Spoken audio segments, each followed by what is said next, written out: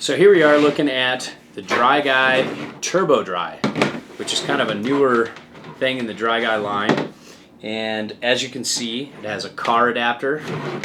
It has a car to, normal appliance, normal wall adapter kind of thing, apartments, hotel rooms, no problem. USA, of course.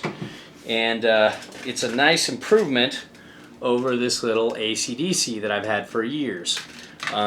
What I love about it is it has these little fans. But what I also don't like about it, or I'm worried about, is it has those fans, because those fans are moving parts.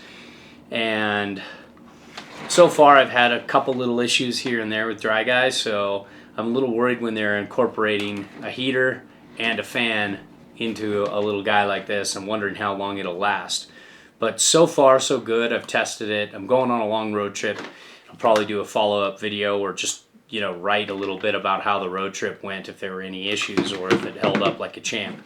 But I've noticed a significantly faster drying time with these over the circulators, and of course these little AC/DCs.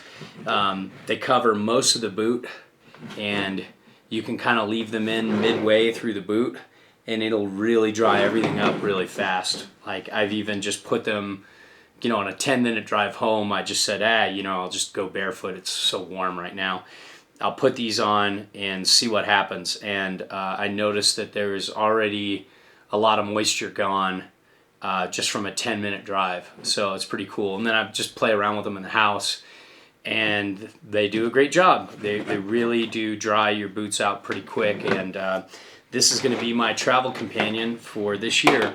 I'd say my biggest complaint with this is the AC/DC adapter, and this doesn't fold down like most adapters do, and it's kind of large and bulky, so it's not going to pack super well, but it packs a lot better than the transporter because it's so modular. You can kind of put everything in your bag in different ways, and it works really well.